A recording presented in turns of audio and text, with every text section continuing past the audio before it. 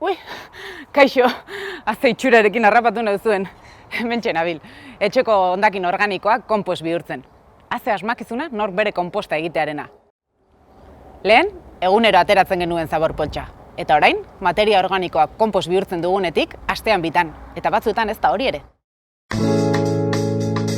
Nire familian ahaleginak egiten ditugu sukaldean eta lorategian sortzen ditugun hondakin organikoen parterik handiena konpost bihurtzeko.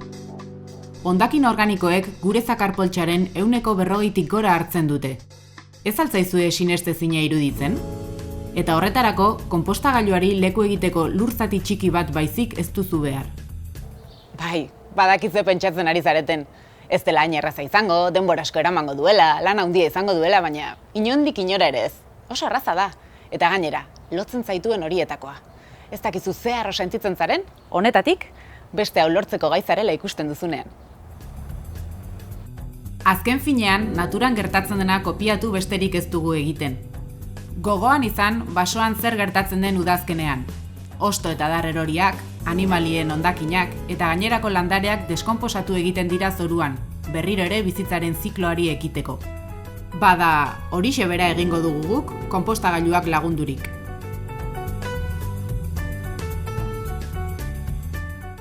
Begira, hauxe da konpostagailua. 2 pieza albo bakoitzean, estalkia eta ziriak pieza batzeko. Oso erraza da muntatzen. Ziriaz baliatuta lotu pieza biak eta jarri estalkia.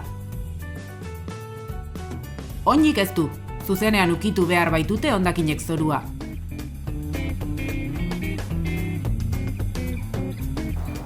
Jada muntatuta dago konpostagailua. Ikusten duzuenez ez du tokia handiegirik hartzen. Nik hementxe jarri dut. Zuhaitz honetatik babestua eta aldi berean etxetik gertu. Kontutan izan, eguzki zuzenetik eta haizetik babestua egotea komenigarria dela. Eta beste gauzatxo bat. Gomendatuko nizueke konpostagailuaren oinean horrelako sare metaliko bat jartzea. Ugaztun txikien bisita ezatxeginak ekiditeko. Bueno, eta orain zer? Konpost egitera? Bi taldetan sailkatu daitezke konpost bihurtu ditzakegun hondakin organikoak. Hondakin ezeak edo berdeak dira batzuk, eta lehorrak edo marroiak besteak. Ezeak dira sukaldean sortzen ditugun hondakin gehienak, esate baterako barazki eta fruitu hondarrak, baina baita belar berdeak eta lorategiko naiz baratzeko landare eta barazki hondarrak ere. Lehorrak dira orbela, lorategiko zuhaitz eta zuhaixken inausketatik etorritako hondakinak, egur txiribilak, lastoa eta gisakoa.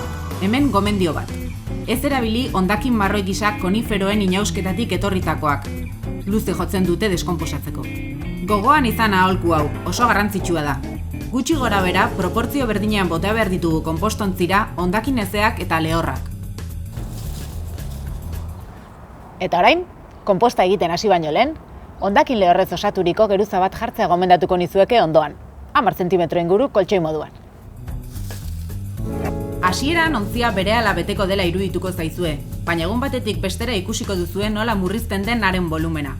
Magia ematen du. Kontutan izan, landaregaiaren osaeraren 80% inguru ura dela eta ura lurrundu egiten dela. Ideia bat egiteko, esan dezagun konpostontzira landaregaietan botatako 100 kilotik 20 eta 30 kilo konposta ateratzen ditugula. Ez dago gaizki, ez da? Baina, sukaldean sortzen diren hondakin organiko guztiak aldira konpostagarriak? Printzipioz bai, baina nik txingudiko zerbitzuak egindako gomendioa aintzat hartu eta konposta soilik landaregaiekin egitea erabaki dut. Konposta zuzenean erabiliko dut nire baratze eta lorontzietan, eta nahiago dut konposta higienikoagoa izatea, bakterio patogenoen balizko presentziarik gabea, gatzgabea eta kiratxik ez dariola. Garrantzitsua da botako dugun hondakina tamainaz txikia izatea. Zenbat eta txikiago zatitu, lehenago deskonposatuko da. Lehen ere esan dugu, proportzio berean bota behar ditugula hondakin berdeak eta marroiak. Eta batzuek aldetuko duzue. Nondik aterako dut nik, hondakin lehorrak etxean horrelakorik ez badut. Ez kezkatu. Txingudiko zerbitzuak espazio bana egokitu du Arasoko eta Akartegiko garbiguneetan. Nahi duzuenean, haietara hurbildu eta hondakin lehorrez betezakoak eraman ditzazuen. Ahalegin txiki bat eskatzen du, baina egituratzaile bikaina eta lehen mailako konposta bermatuko dizue. Lehen araua. materia berde eta marroia proportzio berean botatzea bada, bigarrena eta oso garrantzitsua dena nahasketa da. Nahasketarekin, hondakin lehor eta hezeak ondo banatuta gelditzea lortzen dugu. Eta ez hori bakarrik, nahasketa aireztatzea, oxigenatzea. Airea ezinbestekoa baita, materia organikoa deskonposatzen duen fauna bizirik egon dadin. Hondakinak nahasteko lana errazte aldera, airegailu esaten diogun gailu hau erabiliko dugu. Kortxo ateratzekoaren antzekoa da, eta hondakinak nahasteko eta aireztatzeko erabiltzen da. Begira nola dabilen. Muturra ontzian sartu eta birak ematen dizkiogu kiribila estalita gertatu arte. Gero gorantz egingo dugu eta astindu egingo ditugu atxikita geratutako hondakinak. Goiko geruza baizik ez da nahasi behar, hau da, botatako azken hondakinek eratutakoa. Beraz, ez sartu airegailua ontzian 20 zentimetro baino sakonago, horrekin nahikoa da. Egun gutxi batzuen bueltan, zomorro txiki batzuk ikusten hasiko zarete utzitako hondakinen artean. Zizareak, intsektuen beldarrak, arma txikiren bat, bola itxurako intsektu arruntak, ipurtxardeak. Funtsezkoak dira konpost bihurtzeko prozesuan. Haiek gabe ez dago deskonposiziorik. Gure langile txikiak direla esan genezake. Zomorro hauek lurretik eta inausketatik etorriak dira, eta kolonizatu egiten dute konpostontziaren barrunbea. Horiei eta mikroorganismo kopuru handiari esker, gure hondakinak konpost bihurtzea lortzen dugu. Lana ongi beteko badute, guk beraien bizi baldintzak onak izateaz besterik ez dugu arduratu behar. Proportzio beretsuan utziko ditugu hondakin berdeak eta marroiak ontziak behar duen hezetasunari eutsi diezaion. Nahasketa, astean gutxienez behin aireztatuko dugu. Eta konpostontzia halako maiztasun batez elikatuko dugu hondakinekin.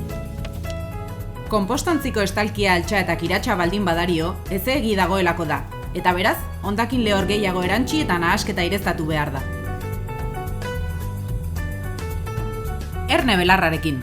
Kolpean, belar fresko asko botatzen badugu konpostontzira, belarra zanpatu egiten da berez, eta eragotzi egiten du airearen zirkulazioa. Gerutza horretan beraz, ez da hondakinak deskonposatzen dituen faunarik izango. Ondorioz usteldu egiten da belarra, eta amoniakoaren usaina hautematen da. Hobe da belarra lehortzen uztea, eta pixkanaka konpostagailuan sartzea. Ederki, eta orain galdetuko duzue, noiz atera dezaket konpostondua? Hondakin zaharrenak, 9-12 hilabetetan egongo dira konpost bihurturik. Hori egiaztatzeko, ireki ezazue konpostagailua beko aldetik eta erreparatu itxurari. Jatorrizko hondakinak ez ezagutzeko moduan egon behar du, intxaurrazalak, fruituen hezurrak eta adar txiki batzuk ez badira. Kolore iluna izango du eta basoaren usaina nabaritu behar diogu. Konposta baratzerako baldin bada, zuzenean bota daiteke, baina lorategi, lorontzi edo bonsai bat elikatzeko baldin bada, gustuko dut estetika zaintzea. Konpostak arrautzaren naiz fruitu lehorren azaltzatirik ez edukitzea. Halakoetan, bae bat erabiltzen dut nik. Nahikoa da txiki bat. Konposta atera eta utzi egun batzuk eguzkitan. Lehor dagoenean baetu, eta lortuko duzuen konposta fin-fina dela ikusiko duzue. Zuen landareak azkar eta osasuntsu haziko dira, elikatzen dituzuen sustratuak aberasten ari zaretelako.